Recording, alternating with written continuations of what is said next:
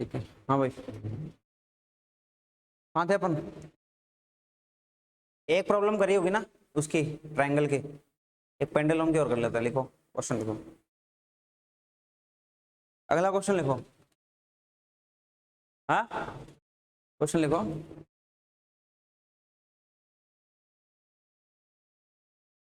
Pendulum, pendulum of length L, pendulum of length L, mass M, having charge small q,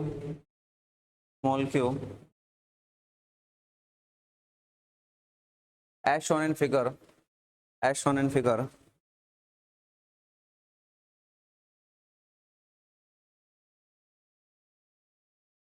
ठीक है। The direction of electric field,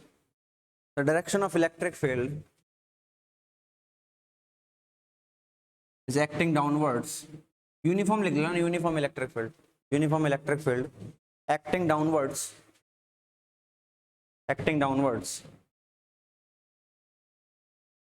calculate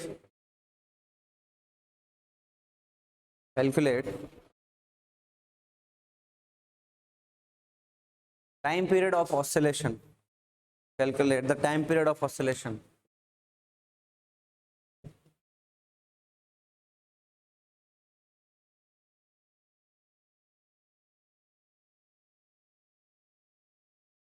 ठीक है भाई, time period of oscillation समझो इसको कैसे करना है।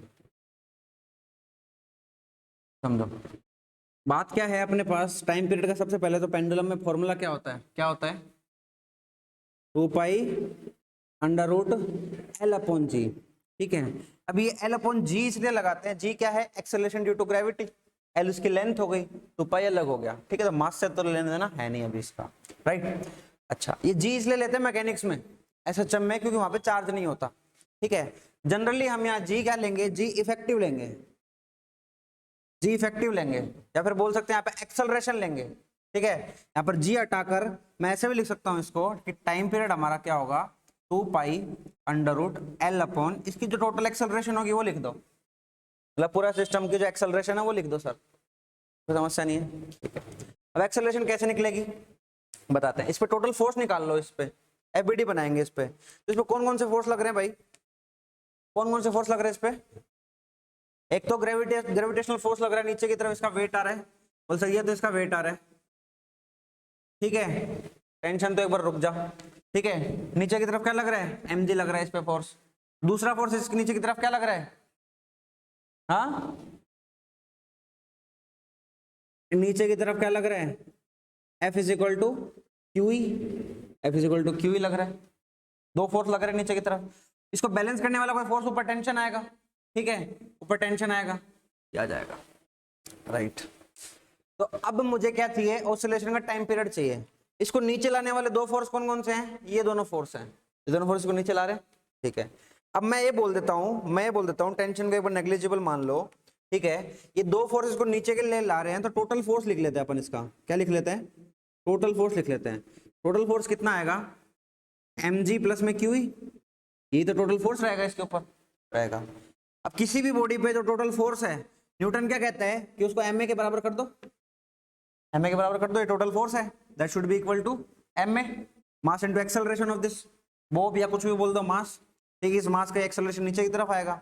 यहां से मैं क्या कैलकुलेट कर सकता हूं, एक्सेलरेशन निकाल सकता हूं, mg प्लस में qe डिवाइड बाई m, तो ये इस पूरे सिस्टम की क्या आ जाएगी, एक्सेलरेशन आ जाएगी, या जी इफेक्टिव आ जाएगा, बढ़ जाएगा। अच्छा, मैं इलेक्ट्रिक फील्ड ऊपर लगा देता तो क्या होता, mg माइनस क्यू लगाना पड़ता, या फिर जो ज्यादा होता उस हिसाब से लगाना पड़ता, ऊपर नीचे का पता चल जाता। लेकिन मेन मुद्दा क्या है हमारा, एक्सेलरेशन निकालने का। जैसे ही एक्सेलरेशन निकली हमारे पास टाइम पीरियड आ जाएगा, time period will be equal to 2 pi under root L upon में एक्सेलरेशन कितनी आ गई, क्या मैं इसको लिख रहा हूं कि g प्लस में क्यू बाई एम, ये लिख रहा हूं क्योंकि जी की डायरेक्ट वैल्यू पता रहेगी, अपन वो एम का खेल यहाँ नहीं करेंगे, यहाँ कर लेंगे। ठीक है, तो ये इसकी क्या रहेगी, टोटल एक्सेलरेशन। ठीक है, किसके लिए, जब हमारा इलेक्ट्रिक फील्ड डाउनवर्ड्स हो। जैसे इलेक्ट्रिक फील्ड ऊपर लगा देंगे, यहाँ पे एक माइनस आ जाएगा, यहाँ पे एक माइनस आ जाएगा। ठीक है, कोई दिक्कत नहीं है सर। अच्छा, मान लो कि ग्रेविटेशन को नेग्लेक्ट करना है, केस 2। पहले तो केस 2 कर लेते हैं।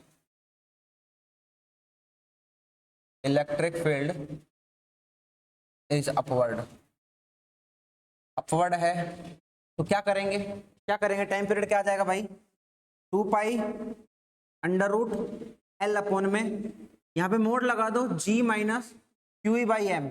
मोड क्यों लगाया, क्योंकि मैं काउंट ही नहीं कर रहा कि एम जी ज्यादा होगा कि Q by E by M ज्यादा होगा, ये वाली टर्म ज्यादा है कि ये वाली टर्म है, हमें ध्यान ही नहीं देना। मोड लगा दो, जो ज्यादा होगा उसका मैग्नीट्यूड लिख देंगे, क्योंकि अंडर रूट में नेगेटिव नहीं आ सकता, आएगा तो वो एक सपना बन जाएगा, एक इमेजिनरी संख्या बन जाएगी। ठीक है, आयोटा हो जाएगा, तो वो तो हमें चाहिए नहीं। टाइम पीरियड तो टाइम है, टाइम तो रियल में होता है, इमेजिनरी टाइम हो नहीं सकता हमारा, राइट। तो ऐसे लिख देंगे इसको। तीसरा क्या कर सकते हैं इस केस के अंदर, तीसरा सर ऐसे कर दो कि ग्रेविटेशनल फील्ड को या फिर जी को नेग्लेक्ट कर दो, या फिर पूरा का पूरा सिस्टम या तो स्पेस में ले गए हो या सैटेलाइट में ले गए, ऐसे कीवर्ड मिलते हैं कि पूरा का पूरा जो एक्सपेरिमेंट है वो कहाँ हो रहा है, सैटेलाइट में हो रहा है, या क्या हो रहा है, ऐसे एलिवेटर में हो रहा है जो जी से नीचे आ रहा है, तो नीचे टोटल एक्सेलरेशन 0 भी हो सकती है, कुछ भी ऐसे कैसे कंडीशन बना देगा। ठीक है, when g is equal to 0, g 0 होने के बाद तो कुछ बचता ही नहीं है, वही उसी फॉर्मूले में इंप्रोवाइजेशन कर देंगे, 2 pi under root L upon में Q E by M, M L upon में क्यू ई आ गया। ठीक है, बहुत सिंपल है।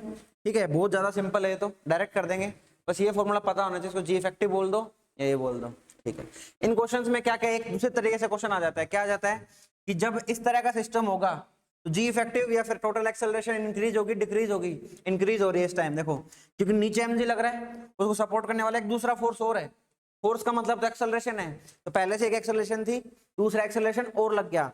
इसका एक क्वेश्चन और बन सकता है थ्योरेटिकल, क्या कि पहले ये सिस्टम था, इसमें एक टेंशन थी, ठीक है, फिर इलेक्ट्रिक फील्ड स्विच ऑन कर दिया, इलेक्ट्रिक फील्ड स्विच ऑन कर दिया, दैट मीन्स क्या होगा, जी बढ़ गया नीचे की तरफ, टाइम पीरियड पे क्या फर्क पड़ेगा, टाइम पीरियड क्या हो गया, डिक्रीज हो गया, टेंशन क्या हो गया, इंक्रीज हो गया। ठीक है, टेंशन इंक्रीज हो गया, तो इस तरह की चीजें ध्यान में रखनी है। ठीक है, ये थ्योरेटिकल चीजें आ जाएंगी। इलेक्ट्रिक फील्ड जब अपवर्ड लगेगा तो क्वेश्चन बोल देगा टेंशन में क्या होगा, टेंशन डिक्रीज होने वाले, क्यों, नीचे एक फोर्स था उसने टेंशन दी थी, ऊपर फोर्स लगा दिया।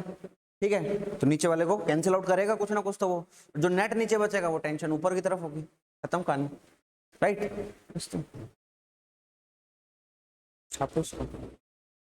इजी सा क्वेश्चन है, एक क्वेश्चन हो करेंगे इसके बाद फिर आगे बढ़ेंगे।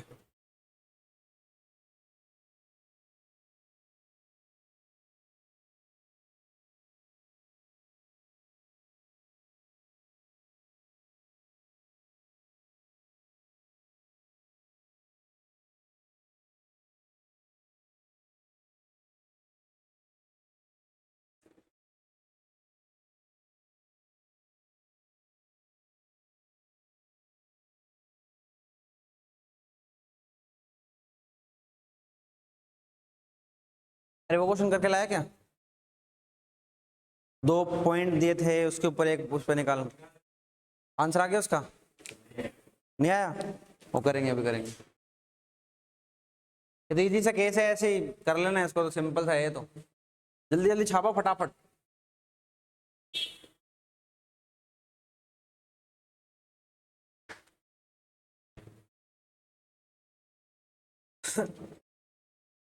तो इसके थ्योरेटिकल क्वेश्चन भी बन सकते हैं, मतलब मेन बात है अपना अप्रोच, अप्रोच सिंपल होगा, डायग्राम बढ़िया बनेगा, तो फिर तो कुछ नहीं बचता इस क्वेश्चन में, फिर तो कुछ नहीं बचता इस क्वेश्चन में, कैसा भी क्वेश्चन दे दे फिर तो।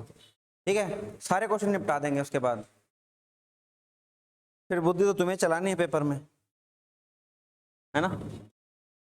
लिख लिया क्वेश्चन क्या था कल वाला, एक तो कहाँ रखा हुआ है 1,1 पे, एक कहाँ रखा हुआ है 2,-3 पे, इलेक्ट्रिक फील्ड कहाँ निकालना है 6,1 पे, 6,-1 पे, 1 पे -1 पे, 1 पे, ठीक है। कल का क्वेश्चन बताते हैं क्या है। क्वेश्चन ये है कि 2 पॉइंट चार्ज का मैग्नीट्यूड दे रखा था क्या?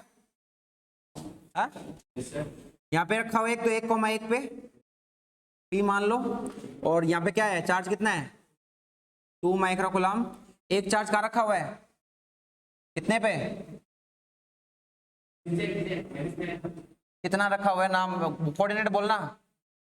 2,-3। इसको बना भी मत ना, क्या कौन कह रहा है इसको बनाओ, सीधा ही लिख दे। कहाँ पे, 2,-3 पे, ठीक है। ये Q हो गया, कितना रखा हुआ है, -2 माइक्रोकूलम। इलेक्ट्रिक फील्ड कहाँ निकालना है, कहीं भी होगा ऐसे कॉमा मार, अपने को क्या मतलब है, यहाँ होगा। यहाँ पे हमें इलेक्ट्रिक फील्ड निकालना है टोटल, ठीक है। इलेक्ट्रिक फील्ड निकालने का तरीका सिंपल है, क्या, सबसे पहले तो जो भी चार्ज दिए हुए हैं उन चार्ज की वजह से क्या बना लो, क्या बना लो,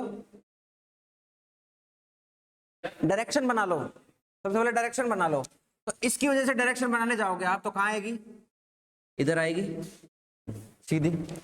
इसकी वजह से डायरेक्शन बनाने जाओगे तो कहाँ आएगी, अंदर की तरफ आएगी, तो अंदर की तरफ बना लो, ऐसे डायरेक्शन आएगी।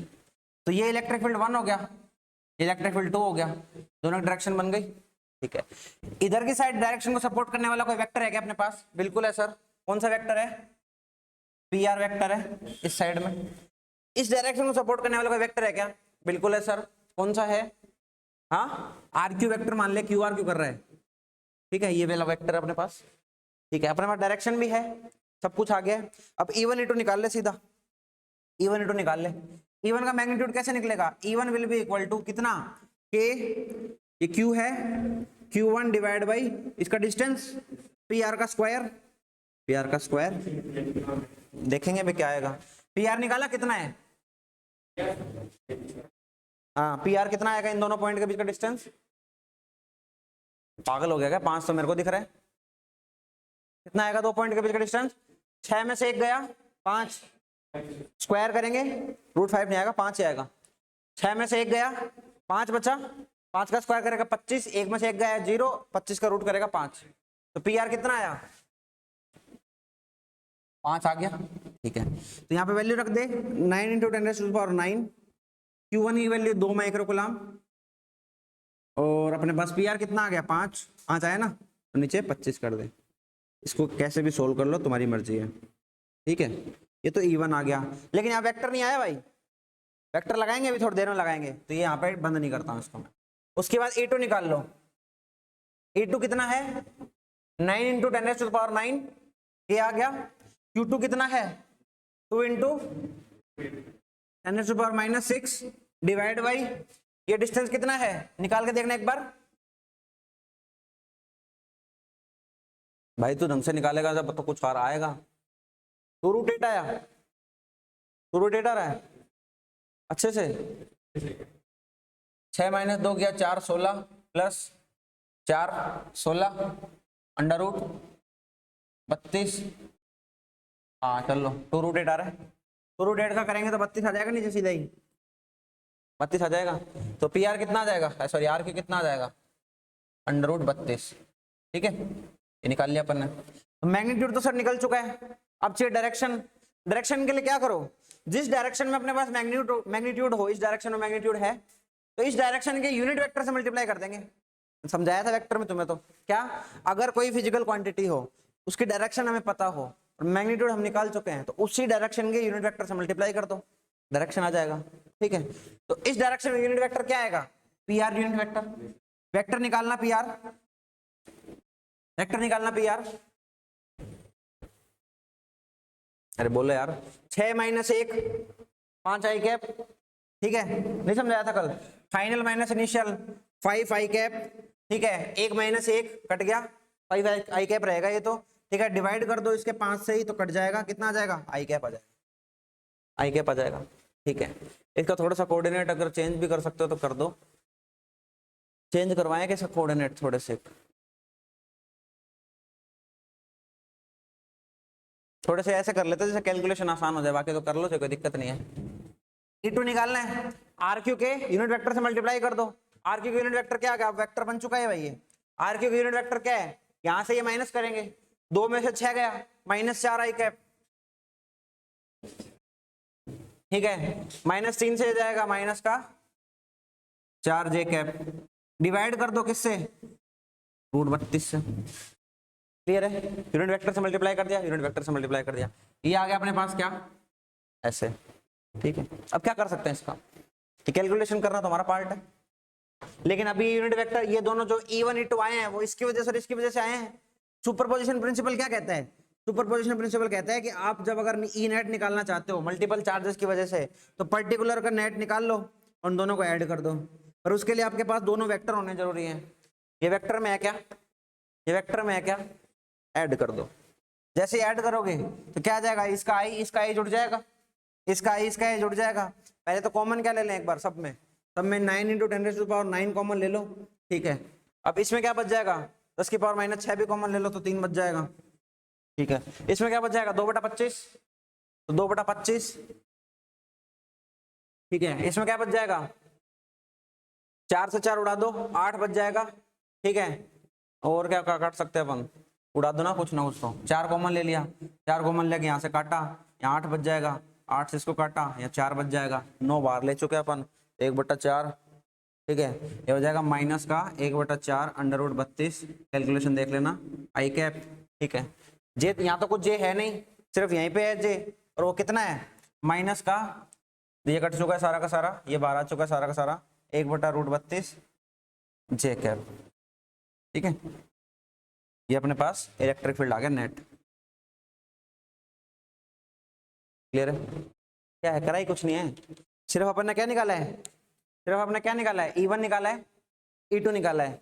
कैलकुलेशन पार्ट थोड़ा सा देख लेना कैसे करना है। ठीक है, उसके बाद क्या निकाला है, यूनिट वेक्टर निकाला, उसके डायरेक्शन में मल्टीप्लाई कर दिया, यूनिट वेक्टर निकाला, उसके डायरेक्शन में मल्टीप्लाई कर दिया, दोनों को ऐड कर दिया, आंसर आ गया।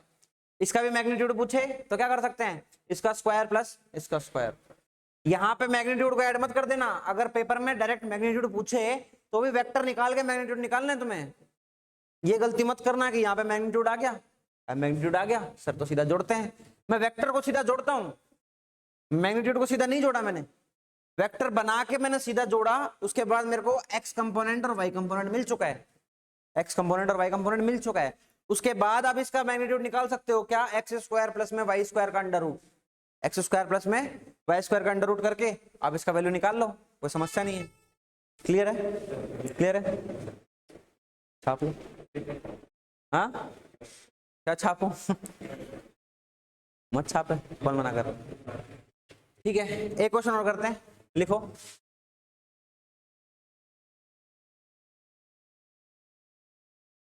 लिखो,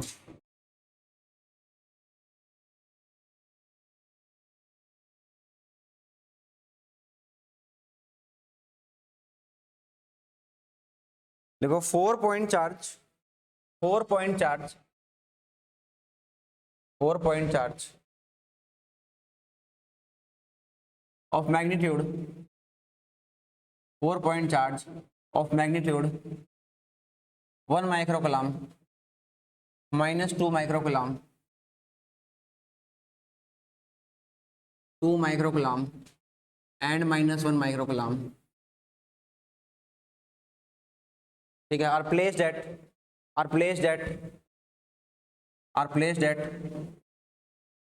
0,0 1,0 1,1 and 0,1।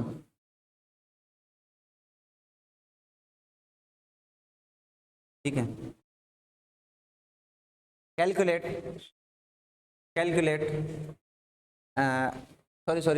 से पहले लिखो vertices of a square as shown in figure, vertices of a square as shown in figure, calculate net electric field, calculate net electric field at the center of square,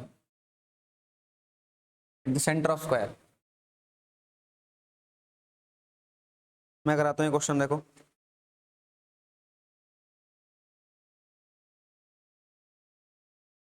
सबसे पहला task बताओ मेरे को, सबसे पहला टास्क क्या है, direction. सबसे पहला टास्क हमारा है डायरेक्शन, डायरेक्शन पता चल जाए उसके बाद तो करना ही कुछ नहीं है। सेंटर के कोऑर्डिनेट बता दो जल्दी सी, सेंटर के कोऑर्डिनेट कोई बता रहा है क्या फटाफट?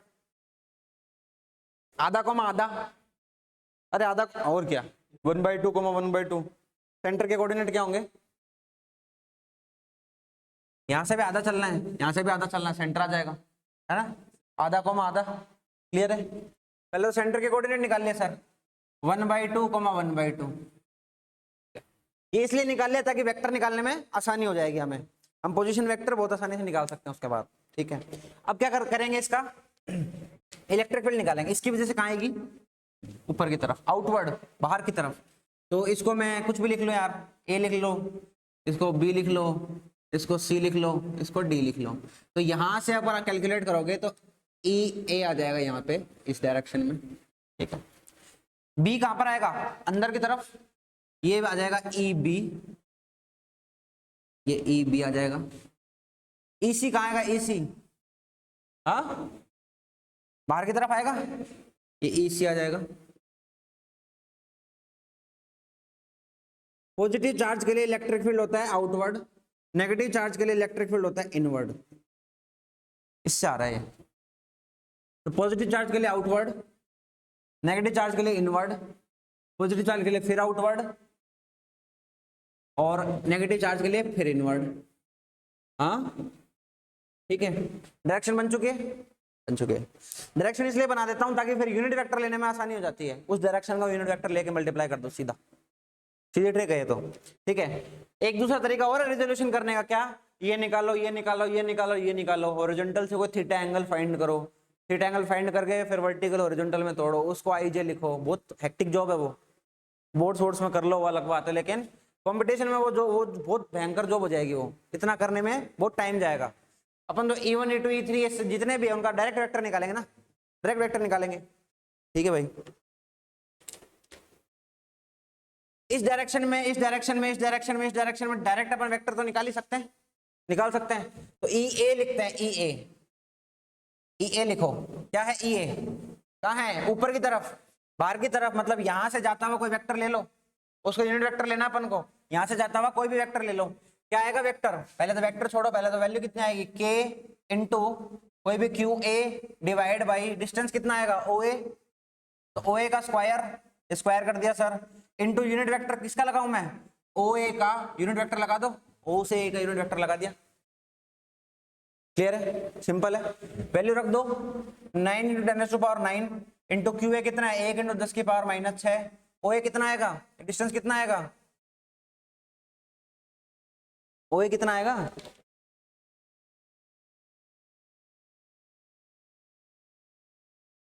√1/2 आएगा। कैसे आएगा? 1/4, 1/4, 1/2, √1/2। स्क्वायर करूंगा तो ऊपर 2 ले जाऊं क्या? ऊपर 2 आ गया। अब ओ ए का क्या लगाना है? Unit vector, unit vector, unit vector क्या आ जाएगा? ये ओ ए का 1/2 आई कैप प्लस में 1/2 जे कैप, ठीक है? डिवाइड करना है इसके मैग्नीट्यूड से, अभी मैग्नीट्यूड क्या निकाला था? √1/2, तो नीचे √1/2 करूंगा तो ऊपर कितना आ जाएगा? √2, ठीक है? 1/2, 1/2 कॉमन ले काट दो, काट देंगे तो उत्तर क्या आ जाएगा? 9√2 इंटू 10⁻³ आई कैप प्लस में 9√2 इंटू 10⁻³ जे कैप। क्लियर है? ये क्या आ गया अपने पास? ई ए आ गया सर। ऐसे आप ई बी निकाल लो, ऐसे आप ई बी निकाल लो, ठीक है? ई बी सीधा लिखते हैं, ई बी क्या रहेगा? ये वाला, ये बी की वजह से कहां पे है? अंदर की तरफ, तो हमें अब की बार वेक्टर कौन सा लेना है? ओ से ये वाला, तो 1 माइनस हाफ करेंगे, ठीक है? और 0 माइनस हाफ करेंगे, ये वाला वेक्टर आएगा उसमें, ठीक है? वैल्यू कितनी आएगी अंदर? 9 इंटू 10⁻9 इंटू 2 इंटू 10⁻6। डायरेक्ट लिख सकता हूँ ना अब तो मैं, फॉर्मूला पता है अपन को, KQ/R² डिवाइड बाई मैग्नीट्यूड बोलना फटाफट, सेम है क्योंकि स्क्वायर है, सिमेट्री रहेगी। ऊपर कितना कर दो सर? 2 कर दो सर, कोई दिक्कत नहीं है। अंदर क्या करना है? मल्टीप्लाई करना है, किससे? इसके यूनिट वेक्टर से, ओबी के यूनिट वेक्टर से मल्टीप्लाई कर दो। ओबी का यूनिट वेक्टर क्या होगा? 1 माइनस 1/2, 1 माइनस 1/2 यानी कि 1/2 आई कैप। दूसरा क्या आएगा? 0 माइनस 1/2 मतलब माइनस का 1/2 जे कैप, ये आएगा। इसके मैग्नीट्यूड से डिवाइड करना है, इसका मैग्नीट्यूड कितना आएगा? √1/2 हाँ अंडर रूट में 1/2, ठीक है, अंडर रूट में 1/2 ऊपर आ जाएगा अंडर रूट 2, वापस ये कटेगा, क्या आंसर आ जाएगा अब की बार? अब क्या आ जाएगा 18√2 ना, 18√2 इंटू 10⁻³ आई कैप माइनस 18√2 इंटू 10⁻³ जे कैप। ये आ गया ईबी, अरे ईबी आ गए, इसी निकाल सकते हैं, फटाफट इसी निकाल के बताओ मेरे को। हाँ इसी कितना आएगा? ये के बराबर आएगा, किसने बोला पागल? 1 और 2, 1 और 2, डायरेक्शन उल्टी है, डायरेक्शन अपोजिट है, तो मैं डायरेक्ट लिखूं क्या? पता क्या आएगा? ये भी इसका डबल आएगा और इसका अपोजिट आएगा, समझे? ये इधर है एक चार्ज की वजह से, इसी इधर है, तो डेफिनेटली वेक्टर तो अपोजिट में है, तो इसका अपोजिट आंसर आएगा, और चार्ज डबल हो गया तो डबल आंसर आएगा, तो इसी सीधा लिखूं क्या मैं? सीधा लिख दो सर, कितना 18√2 इंटू 10⁻³ माइनस लगा के आई कैप प्लस में 18√2 इंटू 10⁻³ प्लस नहीं आएगा माइनस आएगा 10⁻³ जे कैप, इसी लिख दिया। ऐसे सर ईडी लिख दो, ऐसे सर ईडी लिख दो, ईडी का मैग्नीट्यूड तो पता है अपन को, ईए के बराबर है, लेकिन डायरेक्शन इसकी उल्टी है, इसकी निकाल चुके हैं, तो कितना आ जाएगा? कितना आ जाएगा? इसका ये आंसर है ना, माइनस का 9√2 इंटू 10⁻³ आई कैप प्लस में कितना आ जाएगा 9√2 10⁻³ ठीक है। अब अपन से पूछ लिया नेट बताना है, नेट बताना है, नेट वैसे बता देंगे। ई नेट क्या आएगा? सबको जोड़ना है, सबको जोड़ना है, जोड़ो, इसको जोड़ोगे ठीक है, 9√2 सब साइड में छोड़ लो, 9 को याद रख लो, इसमें क्या है? इसमें 18, 9 और 18 27 आ गया, ठीक है, फिर ये फिनिश, सब कुछ फिनिश, ठीक है। इसकी बारी आती है, इसकी बारी आएगी, क्या बचेगा 9, फिर आगे कितना आ गया बी के अंदर, ये रहा, माइनस का 9 बच गया, फिर कितना बच गया प्लस का 9 कट गया, सिर्फ ये बचेगा आंसर में। पूरा आंसर कितना जाएगा? पूरा आंसर आ जाएगा माइनस का 18√2 इंटू 10⁻³ ठीक है, खत्म आंसर। कैलकुलेशन थोड़ा सा और चेक कर लेना दोबारा, माइनस 27 प्लस 27 और 9 कट गया, ये 9 और 9 18 हो गया, 18 हाँ सही है, करेक्ट है, नीचे की तरफ आया ठीक है। अब यहाँ पे जाते हैं, ये आंसर करेक्ट नहीं है, मैच करते हैं, मैच करें। ये इलेक्ट्रिक फील्ड इस साइड, ये इलेक्ट्रिक फील्ड इस साइड, ज्यादा कौन सी है? ये वाली, ज्यादा ये वाली है, तो इस साइड क्या बचेगा? यहाँ बना रहा हूँ पॉइंट, यहाँ बना रहा हूँ, इस साइड क्या बचेगा? इस साइड बचेगा सर EC माइनस EA बचेगा, है ना। फिर इसकी बारी आती है, ये फील्ड इस साइड, ये साइड इस साइड, ज्यादा कौन सा है? EB, तो ये नेट इस साइड बचेगा,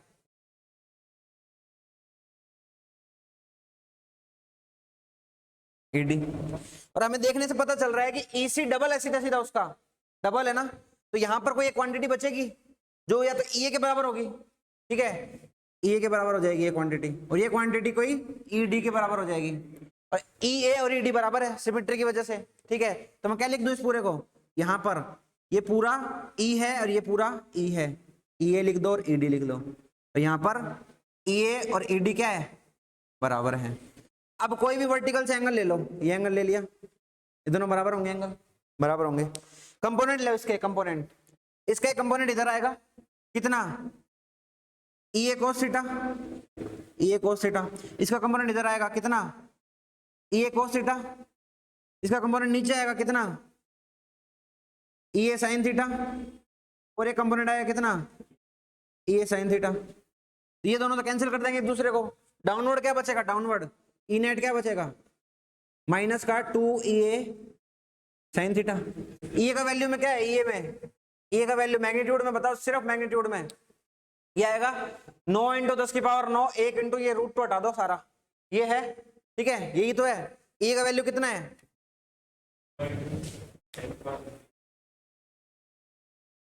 हाँ तो ये कितना है अपने पास? 9 इंटू 2 तो बाहर है ना, 2 है ना, ये 18 कर देंगे सीधा ही, तो माइनस 18 इंटू कितना आ जाएगा?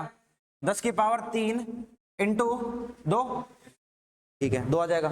साइन थीटा कितना है? 45 डिग्री, साइन 45 की वैल्यू रखोगे 1/√2, नीचे की तरफ है तो माइनस जे कैप लगा दो, यहाँ पे माइनस का जे कैप लग गया, ये आराम से देखो सेम आ रहा है, रूट टू कटते ही 18 √2 माइनस का जे कैप नीचे की तरफ।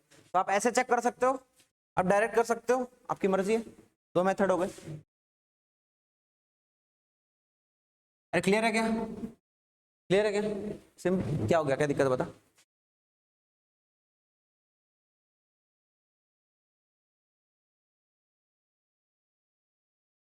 मल्टीप्लाई करके ये वाले क्लियर है, के ये क्यू, ये डिस्टेंस का स्क्वायर आ गया, फिर एक मल्टीप्लाई किया वेक्टर से, वेक्टर के मैग्नीट्यूड डिवाइड किया, ये आ गया, ठीक है। फिर क्या कर दिया मैंने, एक दो कॉमन लिया, एक दो कॉमन लेके दो उड़ा दिया, ठीक है। ये 9 2 18 लिख दिया, √2 है तो √2 लिख दिया, पावर 9 है, पावर -6 है तो 3 लिख दिया, ठीक है। ये 1 से गुणा होगा आई कैप, ये -1 से गुणा होगा माइनस जे कैप। सिंप्लीफिकेशन करा है सीधा, ठीक है।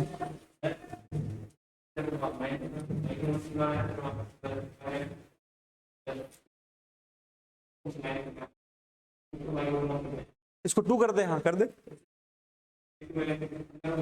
अगर यहाँ पे मैं माइनस का 2 कर दूं, ठीक है, तो क्या आ जाएगा, ये अंदर जाएगा, ये इधर जाएगा, दोनों दोनों एक दूसरे को कैंसिल कर देंगे। इसको इसको -1 कर दूं, उसको -1 कर दूं, उसको -1 कर रहा है, इसको -2 कर रहा है, 0 हो जाएगा। तो करके देख लेते, रुक तू जो बोल रहा है, हाँ देख लेते हैं क्या बोल रहा है। ये 1 है, ये -2 है, ये 2 कर दूं, -1 कर दूं, ऐसे तो बोल रहा है। और इसको कितना कर दूं, इसको प्लस कर दूं,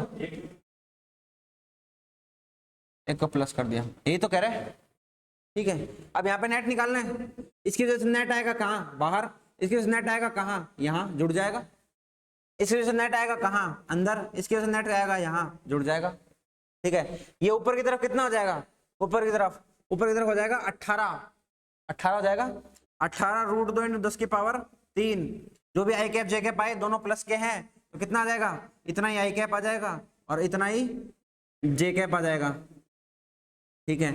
इसकी बारी आती है नीचे की तरफ, कितना आ जाएगा, जुड़ जाएगा तो 4 से गुणा कर दो, ठीक है। 18 दूनी 36, 36 √2, दो ऑप्शन आएंगे, एक इधर एक नीचे, तो 36 √2 × 10 की पावर 3 आई कैप माइनस 36 √2 × 10 की पावर 3 जे कैप, ये आ जाएगा, ये आ जाएगा, ठीक है। अब क्या ई नेट निकालने के लिए पूरे को जोड़ दो, दोबारा बताऊं, ये तो वैल्यू लिखी है।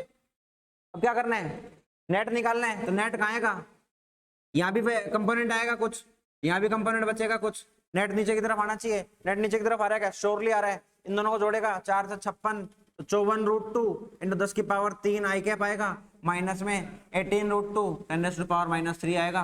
ये कंपोनेंट कहाँ जा रहा है, 4th क्वाड्रेंट में, अपना नेट कहाँ रहा है, 4th क्वाड्रेंट में, सीधा कर सकता है, ठीक है, सिंपल है, क्लियर है। थोड़ा सा कैलकुलेशन में कर लेना हल्की हल्की चीजें यार, ये तो सीधा लिख रहा हूँ मैं, ये स्टेप समझ में आने जरूरी है, क्योंकि हमारे सारे क्वेश्चन इससे होंगे, ये जो फॉर्मूला इससे होंगे, इसको अप्लाई करने के लिए बार बार फॉर्मूला लगाना पड़ेगा, करना कुछ ही नहीं है, के तो पता ही है, क्यू क्वेश्चन में गिवन है, ओ अपन को कोऑर्डिनेट से निकालना है, वेक्टर हमें कोऑर्डिनेट से निकालना है, जैसा वैल्यू वैसा काम करेंगे, ठीक है। मल्टीप्लाई करते जाओ, काम होता जाएगा, नेट निकाल लो, चेक करने के लिए यहाँ से चेक कर लो, ठीक है, क्लियर है, क्लियर है, छाप ले, अब छापेगा तू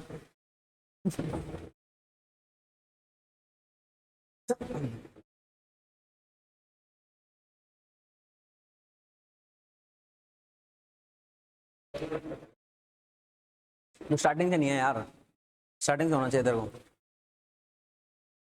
नहीं सही बात तो ये है, अभी तक इसको कम से कम कॉपी में करा देंगे मैंने 50-60 क्वेश्चन तो।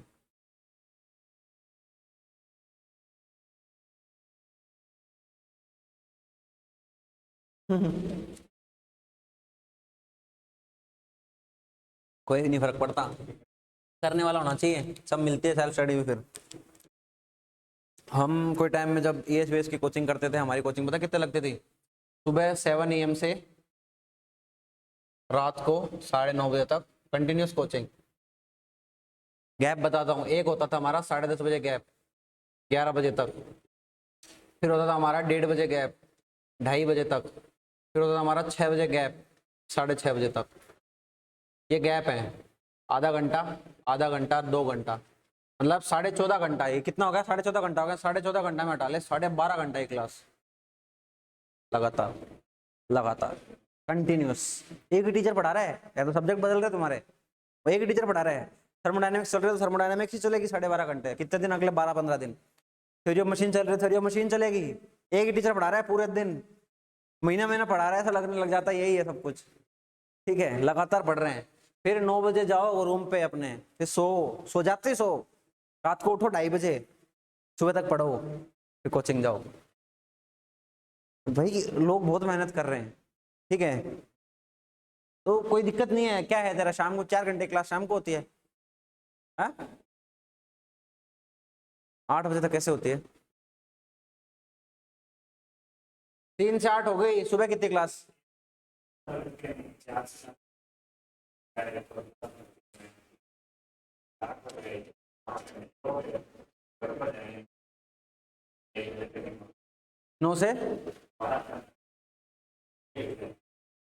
9 से 1 बज गई। तेरे पास टाइम कौन सा बचेगा फिर? तेरे पास टाइम बचेगा यहाँ के बाद में 1 घंटे का रेस्ट करने के बाद 9 से 12 का बचेगा रात को टाइम।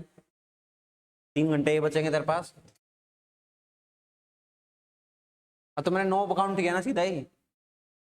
9 से 12 का ये हो गया। 12 बजे सो के सुबह अगर 6:30 बजे भी उठता है, थोड़ा रेडी वेडी होके, 7 से 8.5 1.5 घंटे, 4.5 घंटे का सेल्फ स्टडी मिलेगा तेरे को। ठीक है, और बीच में भी टाइम मिल रहा है ना, बीच में कहाँ है? ये 2 घंटे, इसमें 1 घंटे रेस्ट करके 1 घंटे और पढ़ सकता है। 5.5 घंटे का टाइम मिल रहा है। और कंटिन्यूस जो बंदा 5.5 घंटे पढ़ लेता है बहुत होता है। ठीक है, बाकी कोचिंग तो लगेगी भाई यार, जब मेन स्ट्रीम में कोचिंग आ जाएगी तब भी लगेगी ना। सुबह 6:30 बुलाया जाएगा, सीधा 2-2:30 बजे का एकदम स्ट्रेच रहेगा लंबा। ये देख ले कितने घंटे हो रहे, काउंट कर ली। 8 घंटे हो रहे, 8 ही घंटे अभी पढ़ रहे हैं। क्या दिक्कत आ रही है? आराम से, नंबर तक तो नहीं बोल सकता बट हो जाएगा, कोशिश करेंगे। तुम पे डिपेंड करता है यार, तुम पे डिपेंड करता है वो चीज। डिपेंड ये है, अब 24 में से 17-18 डाउट है, डाउट नहीं है तो भी वो डाउट है। देखा था ना कल क्या होता है तुम्हारे साथ, बताऊं? डाउट लिखवा देते हो, किसका डाउट है? कोई यहाँ ही नहीं करता। क्यों लिखवाया? ऐसे लिखवा दे मजे मजे में। तो वो वाली बात है, तुम पे डिपेंड करता है। तुम अगर सोचते हो कि क्लास खत्म करनी है, हमें सर आगे नहीं पढ़ाए हैं, लिखवाते जाओ डाउट, सारे लिखवा दो, चाहे पूरी शीट करा दूंगा मैं तो, मेरे क्या है, करा दूंगा मैं तो, और 15 दिन पढ़ा दूंगा, शीट कराता रहूंगा। ठीक है, कई बार तो क्वेश्चन तुम कैसे पूछते हो, तुम ही देखो, 2 वेक्टर दे रखा है, एंगल दे रखा है, रिजल्टेंट का डाउट है तुम्हारा, सिर्फ मेरे से कैलकुलेशन कराने का पर्पज है तुम्हारा। ठीक है, तो वो चीज तो तुम्हें अपने एंड से भी देख लेनी चाहिए। डाउट पता है क्या होता है? डाउट वो होता है कि जिस क्वेश्चन में जो कॉपी में लिखे हुए हैं वो बताए हुए मेथड, वो मेथड अप्लाई नहीं हो रहे हो, अप्लाई होके आंसर नहीं आ रहे हो। आसपास डिस्कशन भी कर लिया हो तुमने, इस क्वेश्चन का आंसर आ रहा है क्या, तेरा भी नहीं आ रहा, तब जाके वो एक डाउट बनता है। तुम लोगों का डाउट पता है क्या डाउट है? सोचा होगा, करा होगा, कैलकुलेशन गलत कर दी, वो भी डाउट बन गया है। अरे 2-3 बार करके देख ले, फॉर्मूला गलत लगा दिया, कॉपी में खोल के देख ले, आंसर गलत आया तो क्या करोगे आप? फॉर्मूला चेक करोगे सही है गलत है, वो भी नहीं, इतनी मेहनत भी नहीं करनी। यूनिट वेक्टर का मैग्नीट्यूड 1 है, नोट करके लिखाया हुआ है, तो उसका डाउट। तो इतनी छोटी छोटी चीजों के डाउट नहीं होते। ये तो बस ये मान लो कि तुम, बस तुम्हारा भी वो एकदम थोड़ा सा मैच्योर पीरियड आया नहीं है। हमारे तो डाउट होते नहीं थे जल्दी से। डाउट कोई होगा 30 साल क्वेश्चन में, कोई 1-2 डाउट ऐसे होंगे जो सही में कॉपी से नहीं हो रहे हैं। हमारे टाइम इंटरनेट नहीं था, अब तो चलो इंटरनेट भी है, चलो दूसरे किसी भी सोर्स से वो सोल्व नहीं हो रहा है, तब जाके वो एक डाउट है जो कि जेन्युइन चीज है, जिसको बताया जाएगा क्लास में तो सब लोग कुछ सीखेंगे उससे, वो डाउट होता है। समय के साथ सीख जाओगे तुम, 5-7-10 टॉपिक होंगे तब सीख जाओगे। पूछते रहो मेरे से, तो मेरे को दिक्कत भी नहीं है कोई।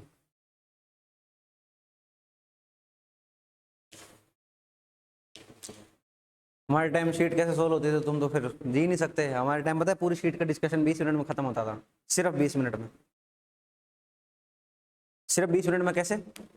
शीट है, टीचर ऐसे होते थे, हाँ भाई कौन सा डाउट है, 1 से 10 में कोई नहीं बोल रहा, 10 से 20 में कोई नहीं बोल रहा, 20 से 30 में सर ये 2 क्वेश्चन डाउट है, ठीक है तो ये क्वेश्चन है। ऐसे बनाया, कोई भी डायग्राम बनाया जैसे हाँ, तो इसका आंसर आ जाएगा ना 300 न्यूटन। क्या दिक्कत आ रही है? कोई दिक्कत नहीं आ रही सर? क्लियर है सर? अरे बात मैं तेरी नहीं कह रहा, बात मैं तेरी नहीं कह रहा, मैं एक जनरल चीज बता रहा हूँ कि जेन्युइन चीजें जो होती है ना, वो बताने में कोई दिक्कत नहीं है। मेरे को दिक्कत चल दूसरी चीज में भी नहीं है कोई। बट बात ऐसी है कि सारे जो ऑल ओवर चीजें हैं, अभी तो तुम 4 बैठे हो, जब ये क्लास भर जाएगी उस हिसाब से तो वही चीज है। डाउट क्या है पता है तुम्हारे? फिर पूरी शीट डाउट है। 6 तुम्हारे हो गए, उसके अलग 6 दूसरे के हो गए, उसके अलग 7 किसी और के हो गए, ऐसे करके 10 बच्चे हैं, करके 60 क्वेश्चन हो गए। एक्सरसाइज में 60 ही क्वेश्चन होते हैं। और कितने क्वेश्चन होते हैं? हाँ, लिख लिया? हाँ, जोर से बोल, जोर से। लिखना है, जैसे डायरेक्शन पता चलती है भाई, लिखना है। ठीक है, तो कहा था कॉपी थोड़ी मोटी बना ले, इलेक्ट्रोस्टैटिक में भर जाएगी, 2 कॉपियां भर जाएंगी। लिख लिख फटाफट, लिख फास्ट फास्ट लिख यार, इतना थोड़ी ही टाइम है अपने पास। एक क्वेश्चन में क्लास निकल जाएगी। फिर 27 हो गए, 15 मिनट बची है। एक आधा क्वेश्चन और कर लेते हैं, जल्दी जल्दी कर। तो इनसे रिलेटेड, ज्योमेट्री से रिलेटेड कोई क्वेश्चन आया, गलत नहीं होना चाहिए। मेरा सिंपल सिंपल सा पर्पज यही है। मंडे को तुम्हें शीट दे देंगे आराम से।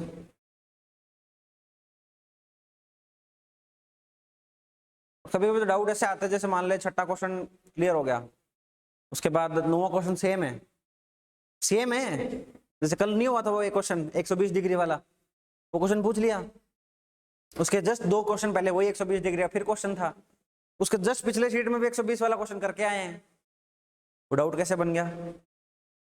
पता है, हम भी कभी कभार ऐसे कर लिया करते थे, ऐसे मजे मजे में सारे डाउट पूछ लेते थे। क्यों? आज तो क्लास निकल जाएगी, बढ़िया है।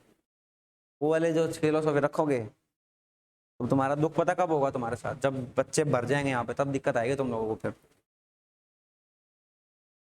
मैं तो फिर भी बता देता हूँ, मैं तो इतना ज्यादा करता नहीं हूँ, मैं तो चलो कोई दिक्कत नहीं है। बालक हैं, पूछ रहे हैं, बता दो।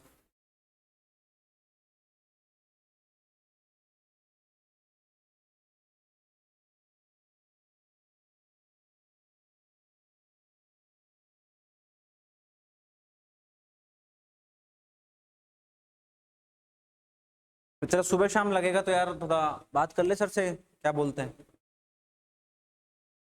दोनों टाइम आने के लिए।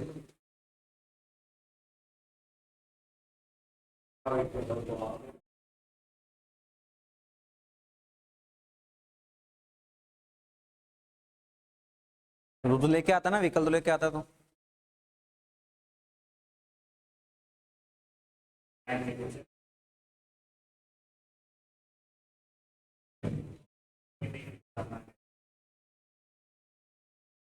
बात तो सही है, बात तो सही है। देखो कुछ दिन की बात है, ये तो कुछ दिन की बात है, ज्यादा दिन की बात नहीं है। थोड़ी सी अपने पास आ जाएगी ना स्ट्रेंथ, उसके बाद टारगेट में एक 2 क्लास, एक 11th की एक 12th की साथ में आ जाएगी एक ही स्ट्रेच में, वो सही रहेगा फिर। ठीक है, तो तुम्हें मॉर्निंग आवर्स में बुलाएंगे, इवनिंग आवर्स में बुलाएंगे। एक क्वेश्चन लिखो, क्वेश्चन लिखो।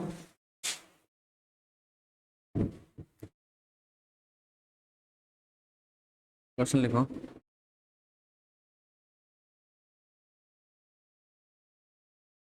क्वेश्चन क्या लिखो? डायग्राम बनाओ पहले तो।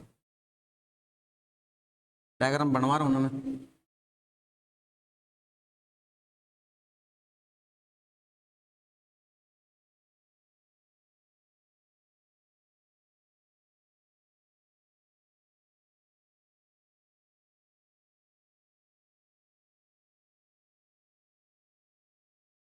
पूरे रब कर देता है यार।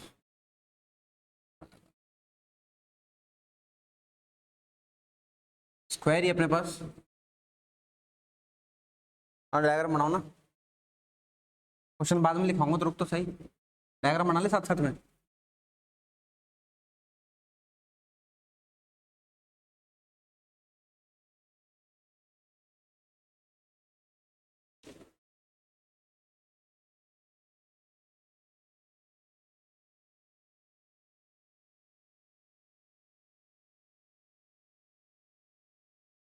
हम्म।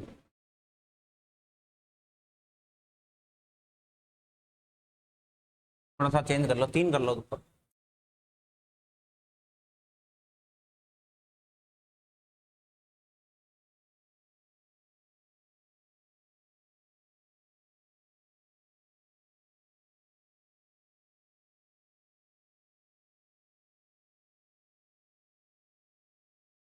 क्वेश्चन लिखो, calculate Q if total electric field at O is 0। O पर टोटल इलेक्ट्रिक फील्ड कितनी है? 0। तो आपको Q की वैल्यू निकालनी है, उस Q की क्या है वो Q?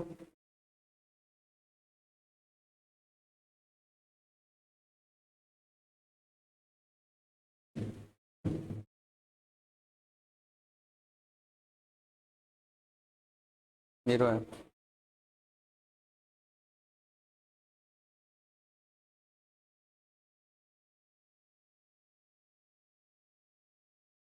लिख लिया? दिमाग लगाओ, कैसे लगेगा दिमाग? इसकी वजह से इलेक्ट्रिक फील्ड आएगा इधर, इसकी वजह से इलेक्ट्रिक फील्ड आएगा उधर, इसकी वजह से इलेक्ट्रिक फील्ड आएगा इधर, और इसकी वजह से इलेक्ट्रिक फील्ड आएगा इधर। बोले सर पॉजिटिव या नेगेटिव तो पता ही नहीं है। तो पता नहीं है अपन को, पता थोड़ी है, लेकिन अपन क्या करेंगे? पॉजिटिव मान के सोल्व करेंगे। पॉजिटिव आंसर आएगा तो पॉजिटिव है वो, नेगेटिव आंसर आएगा तो नेगेटिव है वो, देख लेंगे उसका जो भी करना है अपन को। इन दोनों में सीधा रिलेशन पता है सिमेट्री के अंदर क्या? इसकी जो इलेक्ट्रिक फील्ड आएगी वो इसकी मतलब ये 3 टाइम्स होगी उसकी, तो इधर कितना बच जाएगा नेट? डायरेक्ट उड़ाने का तरीका बता रहा हूँ। इधर क्या बच जाएगा? इधर इलेक्ट्रिक फील्ड बच जाएगी 2 × ए, इस डायरेक्शन में 2 × ए बच जाएगी। ठीक है, फिर क्या है? इन दोनों का पता नहीं है, इन दोनों का पता नहीं है, तो क्या किया जाए? क्या किया जाए? हाँ हाँ, ये निकालनी पड़ेगी। ये ई बी ऊपर की तरफ ले ले और यहां ले ले, A B minus A D कर दे। कर दिया? A B minus A D कर दिया, करेक्ट है। अब क्या करो? एक एंगल निकाल लो, कोई भी एंगल निकाल लो। ये थीटा निकाल लो, ये थीटा निकाल लो। दोनों पता अपन को तो 45 डिग्री होगा। इसका एक कंपोनेंट ऊपर आएगा, एक कंपोनेंट नीचे आएगा, एक कंपोनेंट इधर आएगा, एक कंपोनेंट इधर आएगा। ठीक है, क्या कर दो? इस कंपोनेंट को तो ऐड करके 0 कर दो, इस कंपोनेंट को इक्वेट कर दो, तभी तो 0 होगा, तभी तो 0 होगा। कर लो, वैल्यू निकाल लो, कितना आएगा? 2EA cos 45 प्लस में AB माइनस AD cos 45 का वैल्यू 0 आना चाहिए, 0 आना चाहिए। यही तो है बात, ये तो बात है। कैलकुलेट कर लो, EA का वैल्यू कितना है? EA बोलो, 9 × 10⁻9 गुणा में Q 1 × 10⁻9 sorry -6 divide by distance कितना है? ये डिस्टेंस कितना है? पूरा 10√2, 2 से डिवाइड करेंगे तो 5√2, 5√2 है। 10⁻4 और आएगी नीचे, तो ऊपर 10⁻4 बन जाएगी, वो 4 बन जाएगी क्या? और कितना आ जाएगा? 5√2 का स्क्वायर। समझे? समझे? समझ गए क्या है? क्या निकाला मैंने? ये 10 टोटल 10√2, टोटल 10√2, उसका आधा कर दो, 5√2 सेंटीमीटर के अंदर है, स्क्वायर होगा नीचे, 10⁻4 आएगी, ऊपर करके 10⁻4 कर दी। ठीक है, कोई दिक्कत नहीं। वैसे कटेंगे सब कुछ, ये ऐसे दिखने में मुश्किल लग रहा है, सब कुछ कटेगा। ठीक है, अगला cos 45 की वैल्यू लिखनी है साथ में, ये लिख दी सर, प्लस EB कितना है? EB कितना है? जो ये आया उसका डबल है, ये आया उसका डबल ही तो है, डबल ही तो है। लिख दो, पूरा लिख दो ना, कौन मना कर रहा है? अच्छा 2 लगा पड़ा था पहले से, यहाँ पे लिख दो तो 9 × 10⁻9 गुणा 2 × 10⁻6 डिवाइड बाई 5√2 की स्क्वायर गुणा में 10⁻4। ठीक है, माइनस करना है, माइनस करना है, हटा दो इधर से, हटा दो, क्या माइनस करना है? किसका? ED का। डी का इस तरफ आएगा, वो तो डायरेक्शन तो पहले से ले चुके अपन। 9 गुणा 10 की पावर 9 गुणा में q divide by R square 5√2 into R, sorry जो भी स्क्वायर आ जाएगा, into 1/√2, that should be equal to 0। Equation value रख दी। उड़ाओ, क्या क्या उड़ता है, क्या क्या उड़ता है? 1/√2 उड़ेगा, पहले तो 1/√2 उड़ाएगा। हाँ लगा देंगे भाई, लगा देंगे, 10 की पावर 4 लगा दिले, ये उड़ गया। और क्या क्या उड़ेगा? ये उड़ेगा, बाहर 0 है, ये उड़ेगा, ठीक है। और क्या उड़ेगा? ये पूरा का पूरा उड़ेगा, सब उड़ जाएगा ये।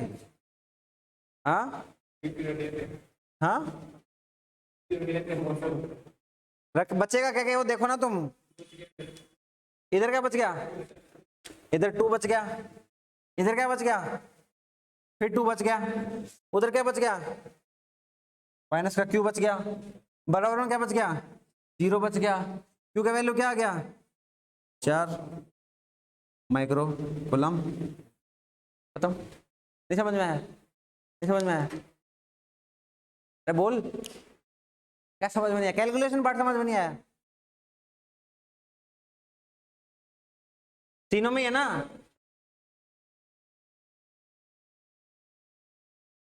यहाँ पे अरे तो इसमें लगा दे, कॉमन ले ले, तभी तो माइक्रो में आंसर निकाला इसका मैंने।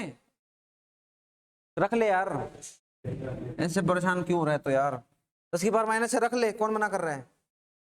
2 गुणा 10 की पावर माइनस 6 बच गए यहाँ पे, यहाँ पर फिर 2 गुणा 10 की पावर माइनस 6 बच गए यहाँ पर, वहां पर क्यू बच गया बराबर 0। ये पूरा उधर चला जाएगा या फिर उसको उधर भेज दो, क्या बच जाएगा? 4 × 10 की पावर माइनस 6 क्यू, वही तो लिख रहा हूँ मैं इसको। तो 4 थोड़ी लिखा है मैंने, 4 माइक्रो कूलम लिखा है उसको मैंने। ऐसे कर दो, क्लियर है? चेक करेंगे क्या आंसर? इसको 0 भी करके देखते हैं, इसको भी 0 करके देखते हैं, चेक कर लेते हैं आंसर। क्या 0 कर दो sir? Sir E B minus E D बराबर क्या आना चाहिए? अच्छा कोस कंपोनेंट है ना, वो साइन कंपोनेंट है, तो E B minus E D sine 45 बराबर 2EA साइन 45 आना चाहिए। वर्टिकल कंपोनेंट को इक्वल कर रहे हैं, वर्टिकल कंपोनेंट को इक्वल कर दो, 0 आ जाएगा, ठीक है। इससे उड़ा दो, कोई टेंशन नहीं है। ईबी की वैल्यू कितनी है? ईबी पूरा ईबी, ठीक है। मेरे को पता है सारे कटेंगे, मेरे को पता है सारे कटेंगे, बचेंगे क्या क्या? सिर्फ 2 गुणा 10 की पावर माइनस 6 बचेगा, 2 गुणा 10 की पावर माइनस 6 बचेगा।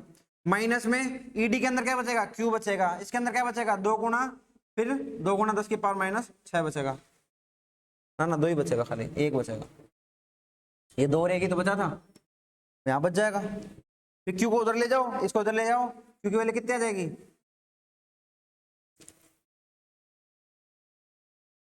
ना 0 कैसे आएगी? अबे 0 कैसे आएगी? 0 कैसे आएगी भाई मेरे? हाँ कहीं कोई गलती कर दी होगी और तो क्या पढ़ना। 4 रख के देख यहाँ पे, 4 रखेगा, क्या बचेगा? हाँ क्या बचेगा? क्या बचेगा?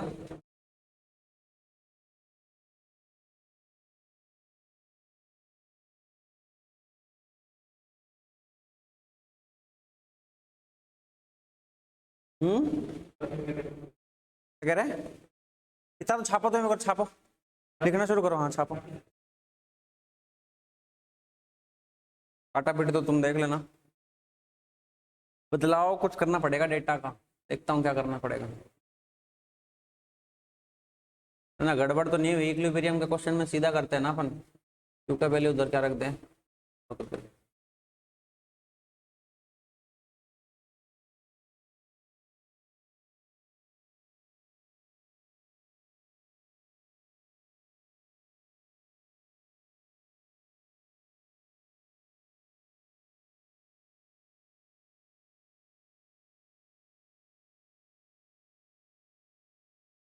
एक बार रुक जाओ, डेटा में बदलाव कर रहा हूँ थोड़ा।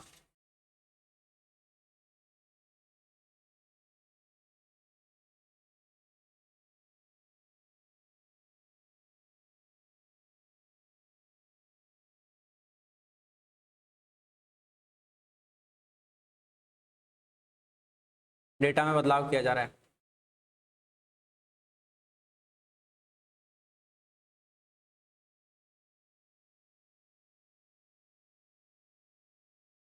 दोनों का नेट निकाल लेते हैं इधर।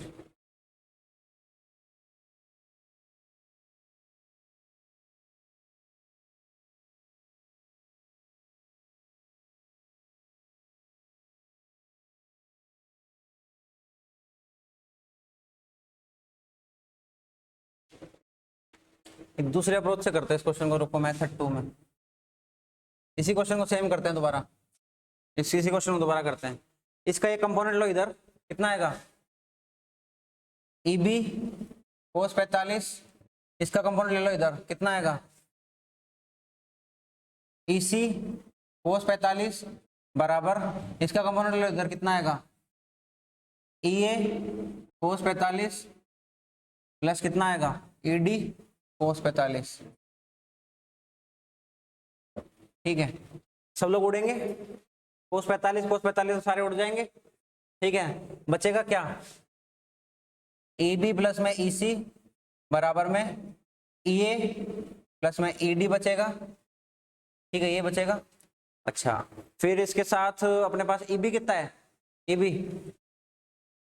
EB है 2 प्लस 3 माइनस 1 ED, ये Q आ जाएगा। Q तो भाई आएगा तो 4 ही गुलाम, ऐसे तो कोई समस्या ही नहीं है, आएगा तो 4 ही गुलाम।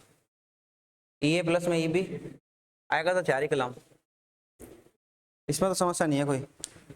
चलो लिख लो, तुम यहाँ तक लिख लो, इसको लिख लो दूसरा, चेक कर, इसको लिख लो। ये कैसे किया, अरे मैंने इसका कंपोनेंट इधर ले लिया, इसका कंपोनेंट इधर ले लिया लेफ्ट साइड, इसका कंपोनेंट इधर ले लिया, इसका कंपोनेंट इधर ले लिया right side, left side right side बराबर कर दिया। और मुझे पता है 9 गुणा 10 की पावर 9 और नीचे डिस्टेंस सब कटने वाला है, बचेगा क्या क्या, सिर्फ चार्ज, इसका चार्ज बचेगा, इसका चार्ज बचेगा, इसका चार्ज बचेगा, इसका चार्ज बचेगा, और कुछ नहीं बचेगा।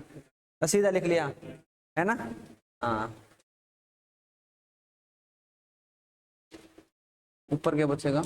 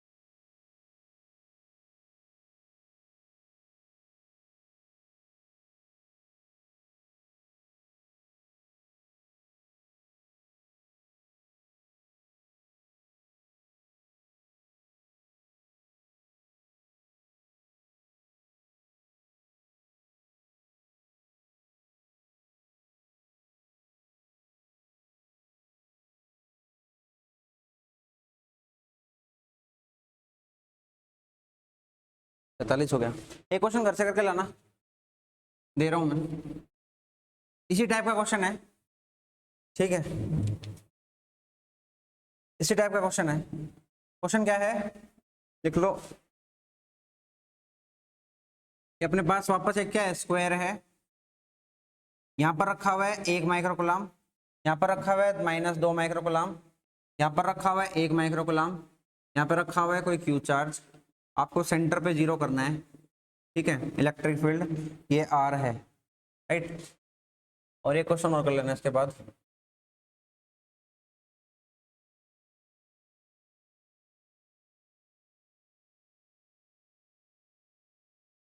यहाँ पर रखा है 2 माइक्रोकुलाम, यहाँ पर रखा है 2 माइक्रोकुलाम, यहाँ पर रखा है Q, यहाँ पर करना है O पे, सेंट्रोइड पे 0। ठीक है, E = 0, Q का वैल्यू बताना है। ठीक है, 2 क्वेश्चन करना है, सिंपल है, vector sum should be equal to 0। 4 0 2 answer आ रहे हैं इसके,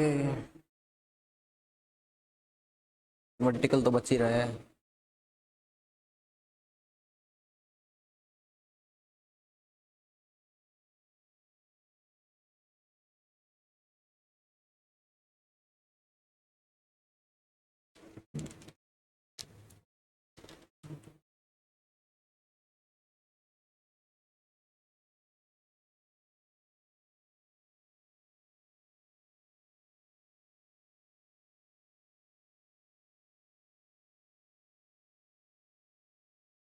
ये करो इस क्वेश्चन को, ऐसे कर लो इस क्वेश्चन को, थोड़ा सा चेंज इम्प्रोवाइजेशन कर लो इन वर्टिकल डायरेक्शन, थोड़ा सा बदलना है, बाकी कुछ दिक्कत नहीं है, बाकी सेम है सब। थोड़ा यार डेटा ऊपर नीचे हो गया और कुछ नहीं है।